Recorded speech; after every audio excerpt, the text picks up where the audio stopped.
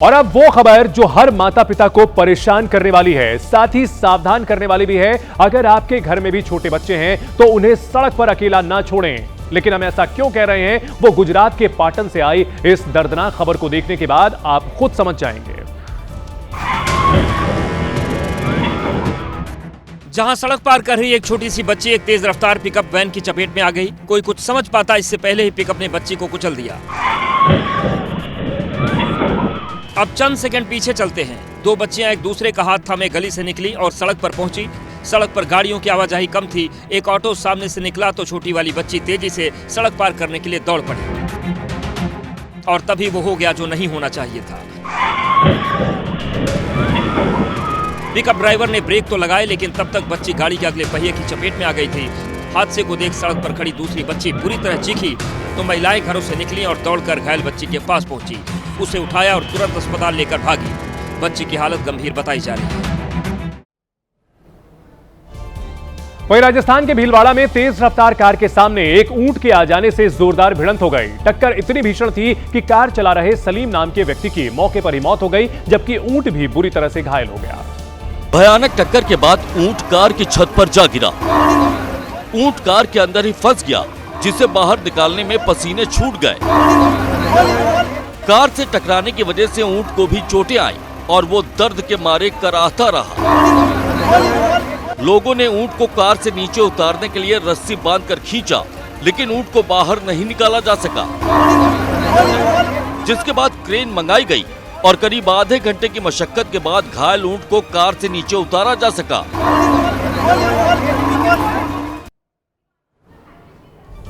UP के अमरोहा में घने कोहरे के कारण कई गाड़ियां एक दूसरे से टकरा गईं। नेशनल हाईवे पर घने कोहरे की वजह से विजिबिलिटी बहुत कम थी और इसी वजह से सड़क तक नजर नहीं आ रही थी। पूरी गाड़ी साइड से। नतीजा ये हुआ कि 10 से ज्यादा गाड़ियां एक दूसरे को टक्कर मारती चली गई और वहां चीख पुकार मच गई। एक जो गाड़ी है भयानक टक्कर के बाद सड़क पर तो गाड़ियां बुरी तरह एक दूसरे से फंसी दिखाई दी। कोई कार ट्रक के पीछे जा घुसी थी तो कोई बस कार से टकराई थी। इस भीषण हादसे के बाद नेशनल हाईवे 9 पर तो चारों तरफ गाड़ियों का मलबा ही मलबा दिखाई दे रहा था। 10 गाड़ियों की टक्कर में करीब 15 लोग घायल हुए हैं, जिन्हें अस्पताल में भर्ती कराया गया है। तमिलनाडु से एक ऐसी तस्वीर आई है जिसको देख आप हैरान रह जाएंगे। यहां के मरचुकुट्टी इलाके में एक बस में भीषण आग लग गई, जिसे बुझाने में फायर ब्रिगेड को काफी मशक्कत करनी पड़ी। जिस वक्त बस में आग लगी वो यात्रियों से भरी थी। स्लीपर बस में आग तेजी से फैली। वो तो भला हो कि जैसे ही आग भड़की सभी लोग सुरक्षित बस से नीचे उतर चुके थे, नहीं तो सामान के साथ जिंदगियों का भी नुकसान हो जाता। आग का गोला बनी बस रामेश्वरम से बेंगलुरु जा रही थी। बस में 36 यात्री सवार थे। सूचना पर पहुंची फायर ब्रिगेड ने आग तो बुझा दी, लेकिन तब तक बस की हालत ऐसी हो चुकी थी। बड़ी खबर आ रही है एमपी के जबलपुर से, जहां एक दिल दहला देने वाला सड़क हादसा हो गया। कार ने सड़क किनारे बैठकर खाना खा रहे मजदूरों को कुचल दिया। इसमें 13 लोग घायल हो गए। पल भर में वहां चीख पुकार मच गई। तुरंत एम्बुलेंस से घायलों को अस्पताल पहुंचाया गया, लेकिन इलाज के दौरान 2 मजदूरों की मौत हो गई। एक की हालत गंभीर बनी हुई है। मरने वालों में दोनों महिलाएं हैं। जबलपुर के बरेला हाईवे पर सफेद रंग की रेनो कार ने मजदूरों को रौंद दिया। पुलिस कार ड्राइवर की तलाश कर रही है। भीषण और दुखद हादसे की ये तस्वीरें इतनी भयावह हैं कि हम आपको सीधे दिखा नहीं सकते, इसलिए धुंधली करके दिखा रहे हैं, क्योंकि तस्वीरें काफी विचलित करने वाली हैं।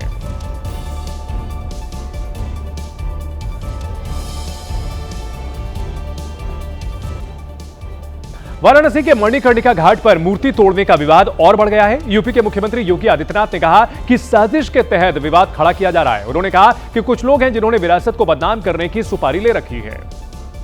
मणिकर्णिका की मूर्ति के मुद्दे पर सीएम योगी के बयान के बाद बीएसपी प्रमुख मायावती ने एक्स पर अपनी पोस्ट में लिखा कि वाराणसी में अहिल्याबाई होलकर की मूर्ति को हटाए जाने की खबर न केवल भारी चर्चाओं में है, बल्कि इससे समाज के एक बड़े वर्ग में काफी रोष आक्रोश भी व्याप्त है। इस अति दुर्भाग्यपूर्ण घटना को लेकर सरकार को अपनी स्थिति स्पष्ट करनी चाहिए, ताकि लोगों की आस्था व भावनाएं आहत ना हो। अखिलेश यादव ने भी मूर्ति विवाद पर सरकार को घेरा। ये दुर्भाग्य है कि ऐसी सरकार है जो हेरिटेज हिस्ट्री को बर्बाद करना चाहती है। कम से कम वो लोग जो धार्मिक और सनातन की बात कर रहे हैं, इन्हें संरक्षण करना चाहिए, इतिहास को और अच्छा बनाना चाहिए, बल्कि इतिहास को नष्ट नहीं करना चाहिए। मणिकर्णिका घाट मूर्ति मामले को लेकर कांग्रेस भी सरकार पर हमलावर है। कांग्रेस के बड़े नेता सोशल मीडिया के जरिए सरकार पर धरोहर तोड़ने का आरोप लगा रहे हैं, तो वहीं वाराणसी के कांग्रेस कार्यकर्ता सड़क पर प्रदर्शन करते दिखे।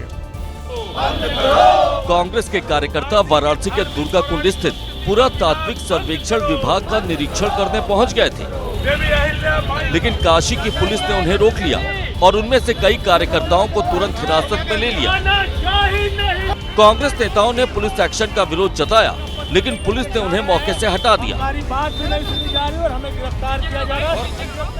अगर एआई के द्वारा जनरेट है, मैं ये दावे के साथ कैमरा कह रहा हूँ, तो मेरे खिलाफ मुकदमा दर्ज करके मेरे खिलाफ वैधानिक कार्रवाई करिए। नहीं है तो ये मोदी जी बनारस की जनता से, देश की जनता से चल के बनारस से माफी मांगो। कांग्रेस का दावा है कि वहां से जो तस्वीरें आई हैं या जो भी वीडियो सामने आ रहे हैं वो स्थानीय लोगों ने बनाए हैं। अगर वो एआई जनरेटेड है तो नरेंद्र मोदी जी और आदरणीय योगी आदित्यनाथ जी सही वीडियो दिखा देना वहां का कि क्या आपने तोड़ा है। इस मामले में सियासत के बीच सीएम योगी आदित्यनाथ की सख्ती के बाद वाराणसी पुलिस ने बड़ा एक्शन लिया। एआई का इस्तेमाल कर भ्रामक खबर फैलाने के आरोप में 8 लोगों के खिलाफ केस दर्ज किया गया। वाराणसी के चौक थाने में आम आदमी पार्टी के राज्यसभा सांसद संजय सिंह, बिहार के पूर्णिया से सांसद पप्पू यादव और जसविंदर कौर के खिलाफ एफआईआर दर्ज की गई है। वाराणसी पुलिस ने फिर से चेतावनी देते हुए कहा कि इस मामले में आगे भी भ्रामक खबर फैलाई गई तो कठोर कार्रवाई होगी। पुलिस के एक्शन पर संजय सिंह ने फिर से सरकार पर पलटवार किया है। बजाय इसके कि उन गुनहगारों पे कार्रवाई की जाए जिन्होंने हिंदू धर्म की आस्था पर चोट पहुंचाई, आघात पहुंचाया, एफआईआर मुझ पर कर दी गई क्योंकि मैंने ये मुद्दा उठाया। आप एफआईआर से, मुकदमे से मुझे डरा नहीं सकते, रोक नहीं सकते, धमका नहीं सकते। मैं सच जो है वो बोलता रहूंगा। इस वक्त की एक बड़ी खबर आ रही है जम्मू कश्मीर से, जहां आतंकियों के खिलाफ बड़ा एक्शन लिया गया है। किश्तवाड़ के सिंगपुर जंगल में आतंकियों के साथ मुठभेड़ चल रही है। सेना के हेलीकॉप्टर से पूरे जंगल की निगरानी की जा रही है। सिंगपुर के जंगलों में आतंकी कई दिनों से छिपे हैं। यह खबर मिलने के बाद वहां पर अब निगरानी की जा रही है। जम्मू कश्मीर से बड़ी खबर आ रही है, किश्तवाड़ में सिंगपुर के जंगल में आतंकियों की तलाश की जा रही है। मुठभेड़ हुई है। सेना के हेलीकॉप्टर से पूरे जंगल की निगरानी रखी जा रही है। असम दौरे पर पहुंचे प्रधानमंत्री मोदी ने गुवाहाटी में बोडो समुदाय का पारंपरिक नृत्य बागरुम्बा देखा। इस कार्यक्रम में 10,000 से ज्यादा कलाकारों ने हिस्सा लिया, जिन्होंने अपनी शानदार परफॉर्मेंस से न सिर्फ प्रधानमंत्री मोदी बल्कि स्टेडियम में मौजूद सभी लोगों को मंत्रमुग्ध कर दिया।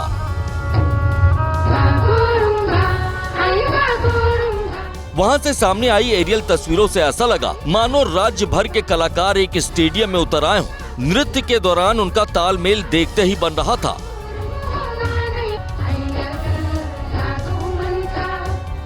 बताया गया कि बागरुम्बा नृत्य खिलते फूलों का प्रतीक है और मानव जीवन और प्राकृतिक दुनिया के बीच सामंजस्य को दर्शाता है। पारंपरिक रूप से युवा बोडो महिलाएं ये नृत्य करती हैं, जबकि पुरुष संगीतकार के रूप में उनका साथ देते हैं।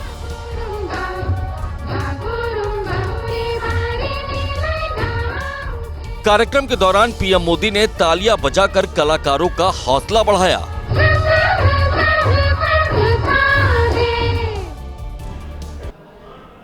रेप के मामलों पर मुरादाबाद से पूर्व सांसद एसटी हसन के विवादित बयान पर बीजेपी ने समाजवादी पार्टी को घेरा और एसपी नेता के बयान को दूषित सोच करार दिया। बदजुबानी की एक प्रतियोगिता हो रही है, एक से एक घिनौने और घटिया बयान दिए जा रहे हैं। बीजेपी एसटी हसन के उस बयान पर भड़की जिसमें उन्होंने देश में हो रही रेप जैसी घटनाओं के पीछे इंटरनेट को जिम्मेदार ठहराया था। इंटरनेट के ऊपर जो अश्लीलता इस पर छाई हुई है, जब जवान लड़के उसको देखते हैं तो उनका एक हार्मोन टेस्टोस्टेरोन इतना बढ़ जाता है कि वो फिर अपने को सेक्स परफॉर्म करने से रोक नहीं सकते। समाजवादी पार्टी के नेता ने रेप की घटनाओं के लिए शराब को भी बराबर का जिम्मेदार ठहराया। शराब पी के आदमी बीवी और बेटी में फर्क नहीं करता। जिस पर बीजेपी ने पलटवार करते हुए कहा कि इतनी घटिया सोच आखिरकार इनकी पार्टी के भीतर कैसे पनपती है और पार्टी का नेतृत्व इन पर कार्रवाई क्यों नहीं करता? क्या ये पार्टी की रणनीति का हिस्सा रहता है?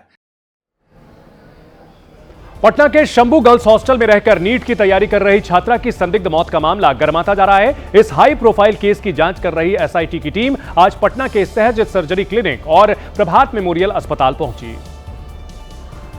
सहज सर्जरी क्लिनिक वही अस्पताल है जहां सबसे पहले छात्रा को इलाज के लिए भर्ती कराया गया था। एसआईटी की टीम अब ये पता लगा रही है कि छात्रा को किस हालत में सहज सर्जरी क्लिनिक लाया गया था, इलाज में क्या क्या कदम उठाए गए थे और इलाज में कोई लापरवाही हुई थी या नहीं। एसआईटी का मकसद ये भी पता लगाना है कि मेडिकल रिपोर्ट से तो कोई छेड़खानी नहीं हुई, इसीलिए एसआईटी की टीम ने अस्पताल का दौरा कर इलाज से जुड़े दस्तावेज देखे, इलाज की प्रक्रिया पूछी और अस्पताल के स्टाफ से भी पूछताछ की। पुलिस सूत्रों के मुताबिक एसआईटी की टीम छात्रा के इलाज से जुड़ी हर कड़ी को जोड़ रही है ताकि मौत की असली वजह जल्द से जल्द सामने आ सके। 5 जनवरी की रात नीट छात्रा के साथ शंभू गर्ल्स हॉस्टल में क्या हुआ था, यह अभी तक कोई नहीं जानता, लेकिन संदिग्ध परिस्थितियों में उसकी मौत अब एक ऐसे मोड़ पर आ खड़ी हुई है जहां से कोई बड़ा और चौंकाने वाला खुलासा हो सकता है।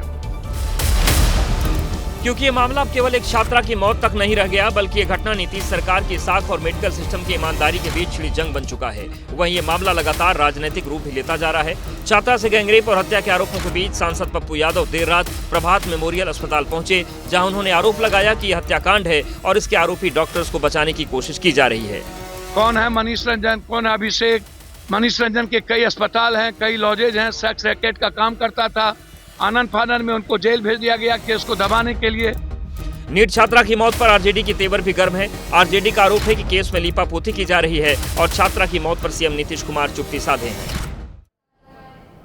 तो विपक्ष के तेवर गर्म है, वहीं छात्रा की मौत को लेकर कई ऐसे सवाल भी हैं जिनके जवाब अभी तक नहीं मिल पाए हैं। सवाल नंबर 1 है, पोस्टमार्टम रिपोर्ट में जब यह कहा गया है कि छात्रा के साथ यौन उत्पीड़न से इनकार नहीं किया जा सकता, तो फिर पटना पुलिस ने कैसे यह कह दिया कि छात्रा के साथ रेप की घटना नहीं हुई है।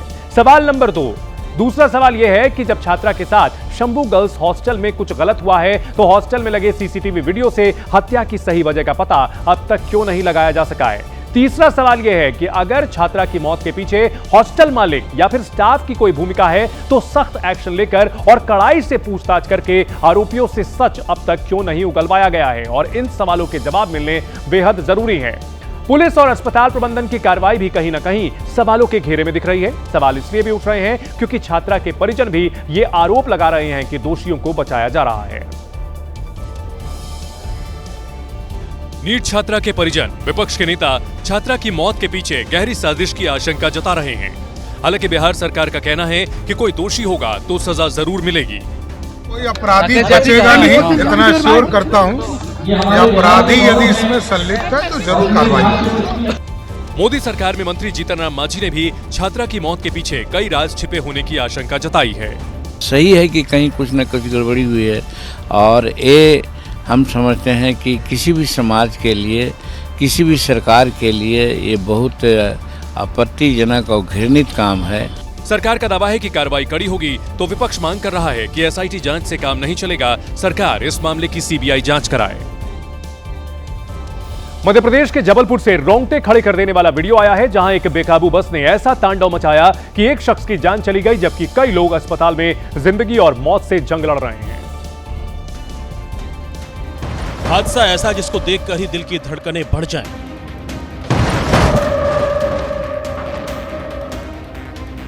बस ड्राइवर की लापरवाही सड़क पर लोगों पर पड़ गई भारी। ड्राइवर ने ऐसे घुमाई बस की स्टीयरिंग कि जो उस मोड़ पर आया उसका शिकार बन गया।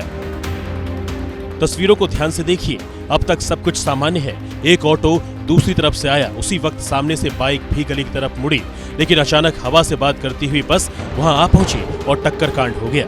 बाइक सवार की मौके पर ही जान चली गई, ऑटो के भी परखच्चे उड़ गए। ऑटो की हालत देखकर आप समझ सकते हैं कि उसमें बैठी सवारियों की हालत इस वक्त कैसी होगी। ऑटो में बैठे 6 लोग घायल हुए हैं, जिसमें से कई की स्थिति नाजुक बनी हुई है। पुलिस ने बस को कब्जे में लिया है, मामले की जांच जारी है। महाराष्ट्र में नगर पालिका चुनाव के नतीजे तो आ गए, लेकिन बीएमसी में मेयर किसका बनेगा ये सवाल अभी भी बाकी है। डिप्टी सीएम एकनाथ शिंदे ने कल ही अपने सभी पार्षदों को 5 स्टार होटल में भेज दिया था, और चर्चा है कि शिंदे 2.5 साल वाले फॉर्मूले की मांग पर अड़ गए हैं। ये एकनाथ शिंदे की शिवसेना के जीते हुए पार्षद हैं, जो मुंबई के ताज लैंड्स एंड होटल में रुके हुए हैं, या ये कहिए कि रोके गए हैं। ये पार्षद जब होटल में पहुंचे तो शिवसेना नेता शीतल मात्रे ने माथे पर तिलक लगाकर इनका स्वागत किया। उधर उद्धव गुट कह रहा कि शिंदे ऐसा इस वजह से कर रहे हैं क्योंकि उन्हें बीजेपी से ही खतरा है। एकनाथ शिंदे जी ये समझ गए हैं कि जो उनके 29 कॉर्पोरेटर हैं उनको सबसे पहले भारतीय जनता पार्टी उनके पीछे पड़ेगी। एकनाथ शिंदे का हर विरोधी उनको बीजेपी से बचकर रहने की सलाह दे रहा है। अब यह होटल में जा रहे हैं सभी उन्हीं के लोग के, ये तो उनको मालूम है कि ये तोड़ते हैं, खरीदते हैं, निचोड़ते हैं, फिर इनको कहते हैं कि अच्छा ये कर देंगे, वो कर देंगे। खास बात यह है कि एकनाथ शिंदे ने अभी तक मीडिया के सामने कुछ नहीं कहा। बीएमसी में बहुमत का आंकड़ा 114 का है और शिंदे के पार्षदों के बिना बीजेपी यहां अपना मेयर नहीं बना सकती। यही वजह है कि सस्पेंस बढ़ता जा रहा है और शिंदे की साइलेंट रणनीति कई सवाल खड़े कर रही है। एकनाथ शिंदे अगर बीजेपी का मेयर बनवाने के पक्ष में होते तो रिजॉर्ट पॉलिटिक्स का ये चैप्टर शुरू ही नहीं होता। अब पूरी मुंबई की नजरें बांद्रा के इसी आलीशान होटल पर आकर टिक गई हैं, जहां से तय होगा कि बीएमसी का अगला मेयर कौन बनेगा। ये जो 29 पार्षद है उनको इसी होटल में फिलहाल रखा गया है। श्रीकांत शिंदे लगातार इस चीज का नेतृत्व कर रहे हैं। अब देखना होगा कि क्या कुछ स्थिति मेयर के पद को लेकर भी सामने आती है। सवाल ये भी है कि शिंदे अपने पार्षदों को बीजेपी से बचा रहे हैं या फिर उद्धव ठाकरे से, क्योंकि नतीजों के बाद उद्धव ठाकरे ने ये जो कहा था उसने भी महाराष्ट्र की तपिश बढ़ा दी है। आपला महापौर व्हायला पाहिजे याचं स्वप्न आहेच आणि बघू देवाच्या मनात असेल तर तेही होईल। कांग्रेस भी कह रही है कि शिंदे ने अपने पार्षदों को कैद करके रख लिया है ताकि दूसरे दल से बचाया जा सके। जब तक एकनाथ शिंदे के पार्षद मुंबई के होटल में रुके रहेंगे तब तक बीएमसी के मेयर को लेकर सस्पेंस बना रहेगा। इस बीच उद्धव गुट के बड़े नेता संजय राउत ने यह कहकर हलचल बढ़ा दी है कि वो उसी होटल में नाश्ता करने के लिए जाने वाले हैं। संजय राउत ने यह बयान एक प्रेस कॉन्फ्रेंस के दौरान दिया। हमको वहाँ कुछ दोस्तों को जाना है, लेकिन हम जाएंगे और वहाँ गड़बड़ हो जाएंगे, फिर भी हम जाएंगे। संजय राउत की बातों से लगा कि उद्धव गुट भी शिंदे के पार्षदों के होटल से बाहर आने का इंतजार कर रहा है। मुख्यमंत्री ने आदेश देना चाहिए पुलिस आयुक्त को कि वो जो कैद खाना बना है ताज होटल में, वो जाकर ताला तोड़ दो और जो डर के मारे जो 29 लोग वहाँ बंद करके रखे उनको छोड़ दो। उद्धव गुट तो ये भी कह रहा है कि शिंदे खुद नहीं चाहते कि बीएमसी में बीजेपी का मेयर बने। संपर्क में तो ऐसे बहुत से लोग हैं, कौन चाहता है यहाँ बीजेपी का मेयर बने? एकनाथ शिंदे भी तो नहीं चाहते ना। अब शिंदे की शिवसेना ने संजय राउत पर पलटवार किया है। इस संजय राउत जैसे जो महा अल्हड़ बेवकूफ टाइप के लोग हैं, वो इस तरह के दिन में सपने देखते हैं। मुंबई में जबरदस्त सियासी हलचल चल रही है और यह हलचल तब तक खत्म नहीं होगी जब तक बीएमसी का मेयर ना चुन लिया जाए। लेकिन इस बीच सीएम देवेंद्र फडणवीस विदेश के 2 दिन के दौरे पर रवाना हो गए हैं, जिसने बीएमसी के नए मेयर का इंतजार बढ़ा दिया है। आधी रात को ही सीएम फडणवीस ने सोशल मीडिया पर एयरपोर्ट की ये तस्वीरें शेयर की और बताया कि वो वर्ल्ड इकोनॉमिक फोरम में हिस्सा लेने के लिए स्विट्जरलैंड के दावोस जा रहे हैं। सीएम फडणवीस जब स्विट्जरलैंड पहुंचे तो वहां की तस्वीरें भी सोशल मीडिया पर शेयर की। इससे पहले जब वो शनिवार को पुणे में थे तो एकनाथ शिंदे के 2.5 साल वाले संभावित फॉर्मूले पर जवाब भी दिया था।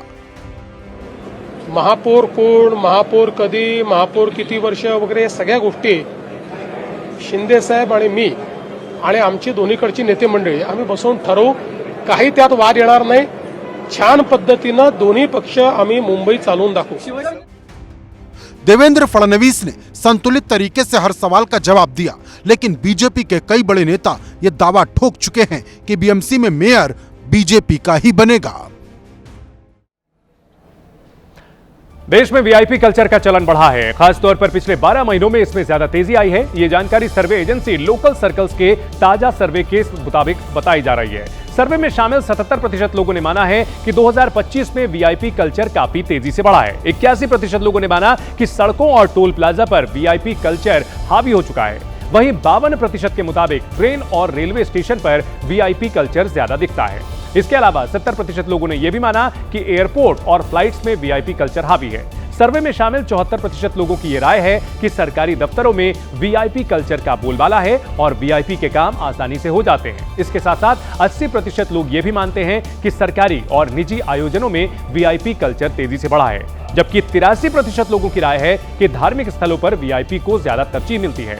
वहीं 57% लोग ये मानते हैं कि अस्पतालों में वीआईपी मरीजों की देखभाल ज्यादा होती है। इस सर्वे में देश के 333 शहरों के 54,000 से ज्यादा लोगों की राय शामिल की गई है और इस राय के मुताबिक काफी तेजी के साथ यहां वीआईपी कल्चर बढ़ा है। यूपी के बागपत में दिल्ली देहरादून एक्सप्रेस हाईवे पर कोहरे की वजह से बड़ा हादसा हो गया। कई गाड़ियां आपस में टकरा गई, जिसमें कई लोग मामूली रूप से घायल हो गए। हादसे के बाद तो एक कार पूरी तरह से बीच सड़क पर ही पलट गई, जिससे वहां पर अफरा तफरी मच गई। वहां पर जाम जैसे हालात बन गए। हादसे की जानकारी के बाद पुलिस और हाईवे अथॉरिटी की टीम तत्काल मौके पर पहुंची। घायलों को मौके पर ही इलाज किया गया। साथ ही क्रेन की मदद से क्षतिग्रस्त गाड़ियों को सड़क से हटाया गया और यातायात व्यवस्था को सुचारू किया गया। उत्तराखंड की राजधानी देहरादून स्थित सरकारी दून मेडिकल कॉलेज में रैगिंग का मामला सामने आया। 2025 बैच के एक छात्र ने अपने सीनियर छात्रों पर रैगिंग का आरोप लगाया, जिसके बाद कॉलेज प्रशासन में हड़कंप मच गया। पीड़ित छात्र ने कॉलेज प्रशासन को एक चिट्ठी लिखकर शिकायत की, जिसमें उसने आरोप लगाया कि रैगिंग के नाम पर सीनियर छात्रों ने न सिर्फ उसे चप्पलों और बेल्ट से पीटा, बल्कि उसके बाल काटने की भी कोशिश की। उसको चप्पलों से और डंडों से मारा गया है। इसकी शिकायत छात्र ने मेडिकल कॉलेज के प्रबंधन से की है। छात्र की शिकायत के बाद कॉलेज प्रशासन भी हरकत में आया और एंटी रैगिंग कमेटी को जांच का जिम्मा सौंप दिया। साथ ही इस मामले में दोषी पाए जाने पर सख्त कार्रवाई का भरोसा दिया। वहीं इस मामले ने सियासी रंग भी ले लिया है। सरकारी मेडिकल कॉलेज में रैगिंग को लेकर कांग्रेस और बीजेपी के बीच जुबानी जंग शुरू हो गई है। कांग्रेस ने सरकार और पुलिस पर सवाल खड़े किए तो बीजेपी ने भी करारा जवाब दिया है। कांग्रेस ने प्रदेश सरकार पर हमला बोला और इस मामले को पुलिस को सौंपने की मांग की, ताकि पीड़ित छात्र को इंसाफ मिल सके।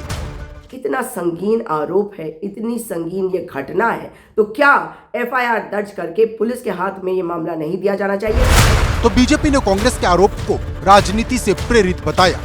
कांग्रेस के समय पर भी इस तरह की रैगिंग होती थी। कांग्रेस के समय पर तो कई बार जो है हत्याएं तक हो गई है रैगिंग के मामले में। तो कांग्रेस को कम से कम पहले अपना इतिहास देख लेना चाहिए। भले इस मामले पर सियासत शुरू हो गई हो, लेकिन मेडिकल कॉलेज में रैगिंग के आरोपों ने कई सवाल खड़े कर दिए। हालांकि कॉलेज प्रशासन ने भी साफ किया कि दोषियों को बख्शा नहीं जाएगा।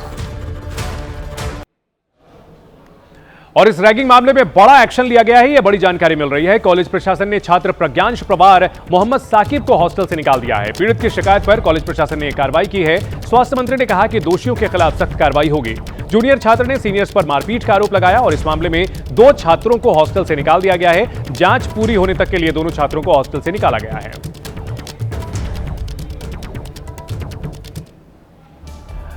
मौनी अमावस्या के मौके पर प्रयागराज के ऐतिहासिक माघ मेले में आस्था का सागर उमड़ पड़ा। ब्रह्म मुहूर्त से ही श्रद्धालुओं के संगम में डुबकी लगाने का सिलसिला शुरू हो गया और दिन भर जारी रहा। संगम तट पर हर हर गंगे और आस्था के जयकारों के बीच श्रद्धालुओं की भीड़ लगातार बढ़ती गई। इस मौके पर प्रयागराज के घाटों पर सुरक्षा के पुख्ता इंतजाम तो थे ही, हेलीकॉप्टर के जरिए श्रद्धालुओं पर फूलों की बारिश भी की गई। तस्वीरों में आप देख सकते हैं कि आज सुबह से ही यहाँ पर श्रद्धालु भारी संख्या में पहुंचकर संगम में आस्था की डुबकी लगा रहे हैं। कुछ ऐसा ही नजारा वाराणसी के घाटों पर भी दिखा, जहां हजारों श्रद्धालुओं ने आस्था की डुबकी लगाई। ये तस्वीर हम आपको वाराणसी के प्रसिद्ध 80 घाट की दिखा रहे हैं, जहां पर आज ब्रह्म मुहूर्त से ही ये सिलसिला जो है वो शुरू हो चुका है। धार्मिक मान्यताओं के अनुसार इस दिन गंगा में स्नान करने से सभी पाप नष्ट होते हैं और मोक्ष की प्राप्ति होती है। प्रयागराज में संगम तट पर जहां श्रद्धालु डुबकी लगा रहे थे, वहीं शंकराचार्य अविमुक्तेश्वरानंद के समर्थकों और पुलिस के बीच टकराव हो गया और इसके बाद शंकराचार्य नाराज हो गए। ये टकराव तब हुआ जब संगम नोज पर श्रद्धालुओं का दबाव बढ़ा, जिसके बाद पुलिस ने शंकराचार्य के काफिले को तट पर जाने से रोक दिया। भारी भीड़ को देखते हुए पुलिस ने शंकराचार्य अविमुक्तेश्वरानंद से रथ से उतर पैदल जाने को कहा, लेकिन उनके समर्थक नहीं माने और आगे बढ़ने लगे, जिसके बाद पहले पुलिस और शंकराचार्य के समर्थकों के बीच बहस शुरू हुई और फिर धक्का मुक्की होने लगी। हम लोग वापस जाने के लिए लौट गए, चलने लग गए। उसके बाद फिर एक दल आया पुलिस वालों का और वो संतों को मारने लगे। इस दौरान शंकराचार्य ने पुलिस पर संतों से मारपीट का भी आरोप लगाया। वही पुलिस ने बताया कि शंकराचार्य के शिष्य एक साथ आगे बढ़ रहे थे, ऐसे में उन्हें रोकना पड़ा, लेकिन वे उल्टे पुलिस वालों से ही भिड़ गए। प्रयागराज में पुलिस और शंकराचार्य के अनुयायियों के बीच धक्का मुक्की का मामला इतना बढ़ गया कि शंकराचार्य ने पुलिस प्रशासन के खिलाफ मोर्चा खोल दिया। अविमुक्तेश्वरानंद सरस्वती अपने शिविर के बाहर धरने पर बैठ गए। शंकराचार्य अविमुक्तेश्वरानंद अपनी पालकी पर ही बैठे हुए थे, जबकि उनके अनुयायी जमीन पर बैठकर श्री राम का जप करने लगे।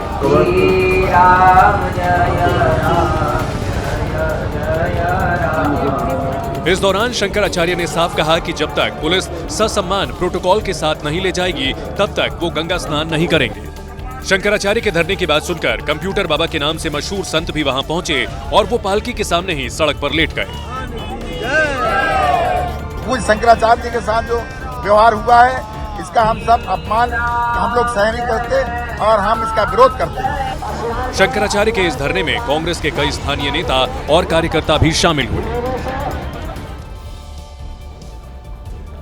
शंकराचार्य अभिमुक्तेश्वरानंद ने पुलिस पर ज्यादती का आरोप लगाया, जबकि जूना अखाड़े के आचार्य महामंडलेश्वर स्वामी अवधेशानंद गिरि ने मौनी अमावस्या पर किए गए इंतजामों के लिए योगी सरकार की जमकर तारीफ की। उन्होंने कहा कि सीएम योगी के मार्गदर्शन में प्रयागराज में अद्भुत व्यवस्था हुई है।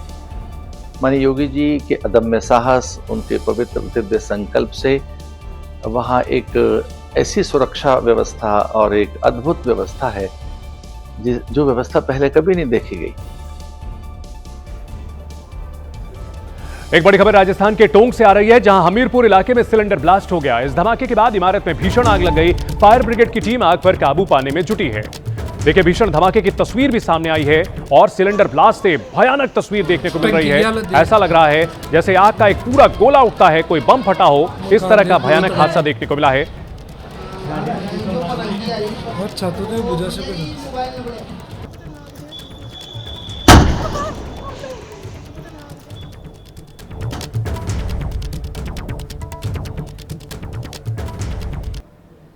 असम के नगांव में पीएम मोदी ने जनसभा को संबोधित करते हुए दावा किया कि बीजेपी देश के लोगों की पहली पसंद बन चुकी है और जनता हर चुनाव में कांग्रेस को लगातार नकार रही है। इन चुनावों का एक और संदेश है, कांग्रेस की नेगेटिव पॉलिटिक्स को देश लगातार नकार रहा है।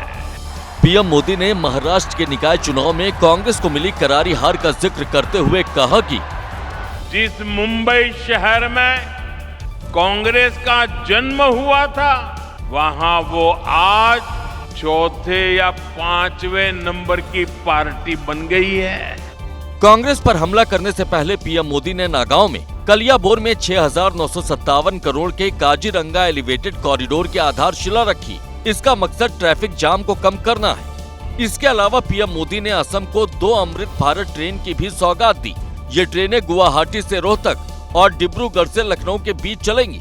इस मौके पर पीएम मोदी ने कहा कि जनता को गुड गवर्नेंस चाहिए, उसे विकास चाहिए।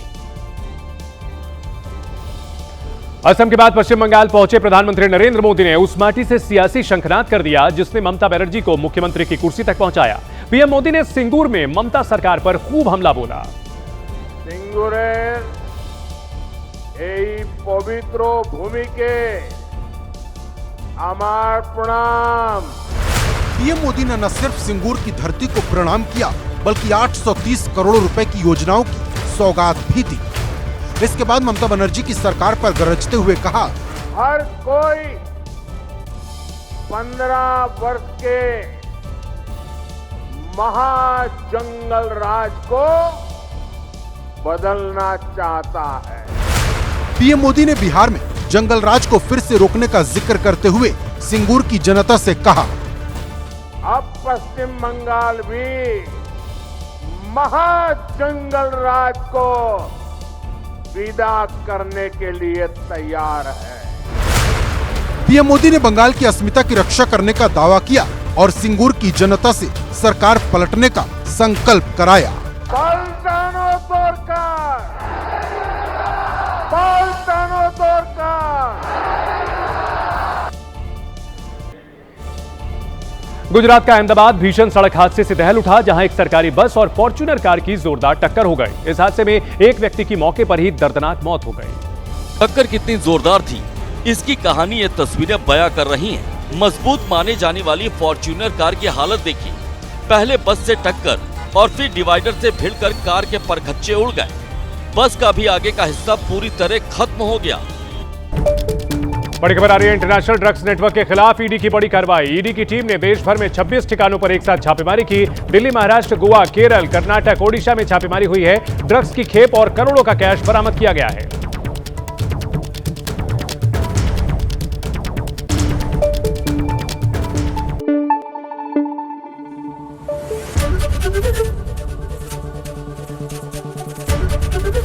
एबीपी न्यूज आपको रखे आगे।